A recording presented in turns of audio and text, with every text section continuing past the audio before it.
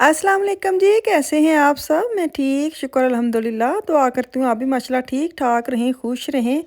चलें जी बिस्मिल्लाह करते हैं, नाश्ता करने लगी। चाय ना अंडे बॉयल करने लग जाए ना तो चाय का सत्यानाश हो जाता है और मैनू ना बड़ा ही गुस्सा आंदा सुबह दी पहली टाइम दी जेह्ड़ी पहली चाय ना मैनू ना तसल्ली ना साफ सुथरी चाय पी। मेरे मियाँ भी उठ के तो साथ ही मेरे मैं फिर अंडे उनके साथ चाय के साथ लेते हैं, वो बॉयल करने लग गए, चाय का सत्यानाश हो गया। खैर साथ पापे लिए, रस लिए। तो चले जी मैं अब आ गई वापस किचन में चाय शाय पी के। 500 ग्राम मेरे पास पालक थी, 500 मैंने ली है वो क्या कहते हैं ब्रोकली लेके आए थे। तो मैंने कहा चलो आज साग तड़काने आ दरा साग का मौसम लगना क्योंकि मौसम बड़ा ही ठंडा हो गया बारिश वाला। तो सर्दियां सर्दियां फील होंदियां सन। तो मैं कहा चलो आज साग की तैयारी करने हैं क्योंकि लुकमान भी कितने दिनों का कह रहा है मम्मा साग बनाए साग बनाए। तो अभी ना एक मेरे पास पैकेट पड़ा हुआ था फिश का, ये मैं पाकिस्तानी शॉप से लेके आई थी। टिला पिया फिला आप नाम देख लें, ये इसका नाम लिखा है, वहाँ फ्रीज़र में पड़ी होती हैं। तो इसको मैं धो धा के अभी ना टोकरी में रखा है, मैं इसको मसाला लगाती हूँ। तो मैं इसकी ना रेसिपी कल दिखाऊंगी। अभी मैं क्या कहते हैं साग पहले कर लवां, मैं क्या उन्नी दिन ना फिश ज़रा खुशक होंगी है, फिर इसको मसाला लगाती हूँ। उसके मैंने पकौड़े शकौड़े बनाने हैं कुछ, मैं क्या फ्रीज़ कर दूँगी। एक दो पीस निकाल के इनको गर्म करके दे दिया करूँगी ना। तो खैर वेखो कट्ठी मुक जाती है कि कुछ बच जाती क्योंकि किलो कि है वे किन्नी क बचनी है। खैर अभी ना प्रेशर मैंने उतार लिया है और पानी खुश्क हो गया, अंदर मैंने हरी मिर्ची कूट के डाल दी है। अब इसके अंदर जाएगा खुश्का मतलब आटा, 3 चम्मच मैं डालूंगी। आधा किलो ब्रोकली, आधा किलो पालक, 1 गिलास पानी पा के तो मैं उन्होंने प्रैशर ला दिता सी। जी पानी खुशक होया, हरिया मिर्चां कुट के पाइया ने, 3 चम्मच पाए आटा। इनू चंगी तरह डोई ना घोट रहा। मैनू जरूरत नहीं पई इन्नी मतलब चॉप करन दी साग, लेकिन फिर भी इसको मैं अब जाएंगी लाल मिर्चें थोड़ी डालनी क्योंकि हरी मिर्चां बड़ियां तेज़ ना। मैं पावांगी नमक, इनू चंगी तरह घोटा लावांगी। तो मेरे को घोटना है कौन नहीं, हूँ मैं घोटना लैके ना पिछली बारी पाकिस्तान जाना मैं घोटना लैके आना है, लेकिन मैं लेके उसका फूल इतना बर्बाद, जितना मर्जी उसको फिक्स करें वो निकल ही जाता था। इस दफ़ा मैं सोच समझ के लाऊंगी, रंगीन रंगीन घोटना लेके आऊँगी। याद करवाओ मैनू घोटना पाकिस्तान गए कि बच्चे घोटना लै ले, रंगीन वाला घोटना लेना फुल्ला शुल्ला वाला।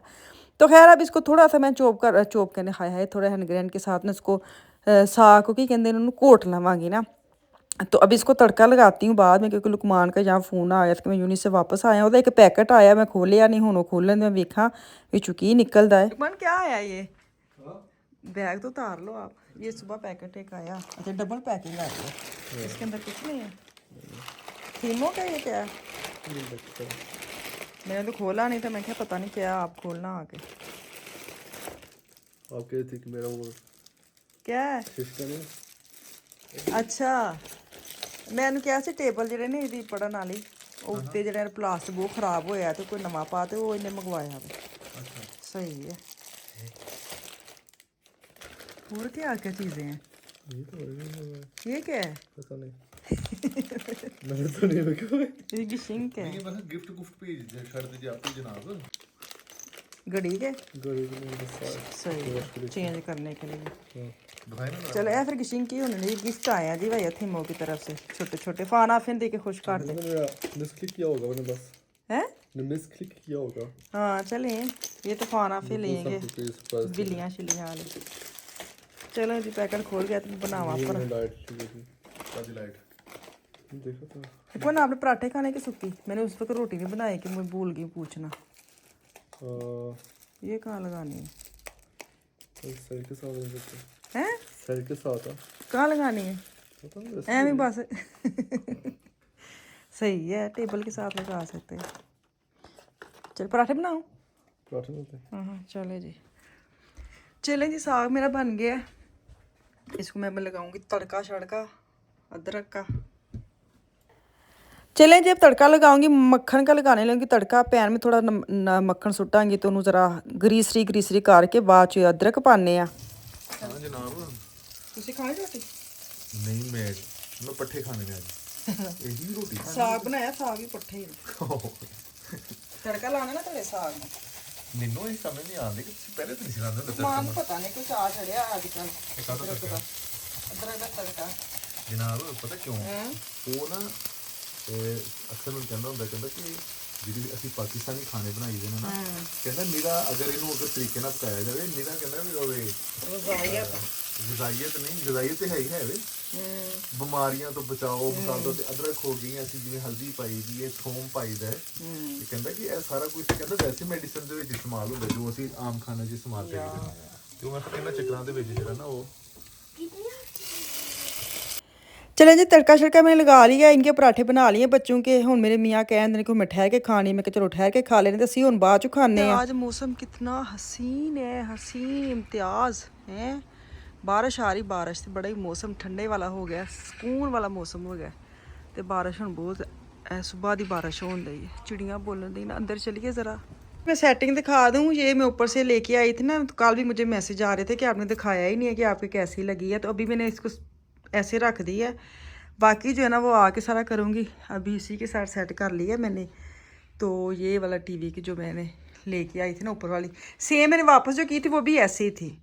वो तो लुकमान ने याद करवाया कि मम्मा ऐसे पैसे लगाने, आप ये ले जाएं, अपने कमरे की कोई और ले लेना। मैं कहा गल तो सही है। तो ये सेट की है। यहाँ पे सारे मैंने बच्चों की चीज़ें रखी हैं, स्कूल की और ख़त पत्तर ये वो, ठीक है। यहाँ पे नमाज की चीज़ें रखी हैं, जाए नमाज और टोपियाँ शोपियाँ इनकी। तो ये इनके दफ्तर की चीज़ें हैं, ये भी इनकी दफ्तर की हैं। ये वाला दराज मैंने ले लिया, ये देखें, ये मैंने ले लिया अपना। यहाँ पे सिर्फ मैंने प्लेटें वो जो खाने वाली होती है ना सेट, डिनर सेट, वो मैंने सेट कर दी है ताकि इजी निकल जाए। उस अलमारी में से काफ़ी मैंने स्पेस जो है ना बचा ली है। यहाँ से मैंने दरमियान से निकाल के ना यहाँ रख दी है। मैंने कहा पता हो खाना खाना है तो ये डिनर सेट ना इधर मैं सेट कर देती हूँ, सही है। तो कुछ ये देखें, नीचे से भी मैं बहुत हमला किया है। एक ये हिस्सा लिया मैंने, ठीक है, और ऊपर तो सारी इनकी फाइलें, इसको इग्नोर करें। तो ये मैंने एक हिस्सा लिया है, और इधर आएंगे तो ये दोनों हिस्से ये मैंने ले लिए। तो क्या बात है। इसलिए मैं ना चीज़ा वड्डी अलमारी लेना चाहने से कि मेरी बर्तन जो ना वो आ जाए, सही है। चलें जी, उम्मीद है तुहानू पसंद आई होगी। एक बार फिर तो मैं लास्ट वहा देवा। ये सेटिंग की है, मैंने ऊपर नहीं जा रही क्योंकि ऊपर फोटवें शोटवें लगी हैं। तो ये है जी, बताना कैसी लगी है, साफ़ सुथरी लगी है कि नहीं, क्या मेहनत ही ज़ाया गई है। चीज़ मैं दिखा दूँ, ये ना थीमों का जो पैकेट है ना, ये देखिए कितने बड़ी चीज़ें हैं। ए मैं खोल लिया वे, लेकिन मैं हुण दी वीडियो बनानी आ ते तुहानू मिलना कल या परसों दी पूरी वीडियो आएगी। काफ़ी चीज़ां मंगवाइयां ने ते तुहाडे नाल मैं शेयर करांगी, एक एक चीज़ शेयर करांगी। मैनू कल परसों दी मैसेज आने कि बाजी तुसी वहाया कुछ है नहीं, पैकेट चुक लै आंदा तुसी। तो मैं क्या वहावांगी, ज़रा फिक्र ना करो, क्योंकि कुछ छोटा मोटा काम तो नहीं आया। देखो जी कॉर्नर पे ये आ गए हैं हैकल जैकल हैं, इन दोनों को मैं हैकल जैकल कहती हूँ। ये उस कॉर्नर में लगे थे जहाँ टीवी है।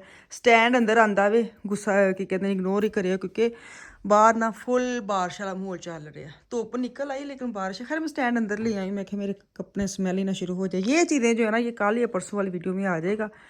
वहाँ पे आफिया काम कर रही है स्कूल का, फान सब सो गए ने।